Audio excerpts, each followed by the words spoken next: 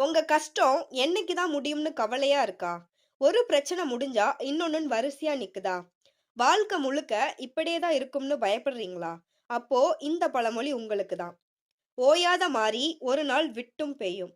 வாங்க உண்மையான விளக்கத்த டீகோட் பண்ணலாம்.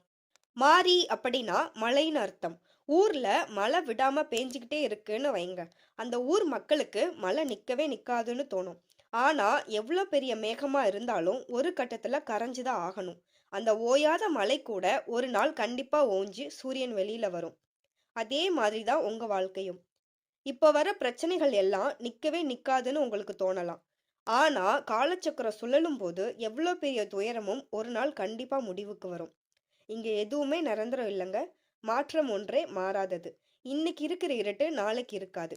பொறுமையா இருங்க. உங்களுக்கான வெளிச்சம் கண்டிப்பா வரும். பழமொழிகள் புரிந்தால்தான் அழகு. இது போல பழமொழிகளின் விவரங்களை தெரிஞ்சுக்க டீகோடிங் பழமொழி சேனலுக்கு மறக்காம சப்ஸ்கிரைப் பண்ணுங்க.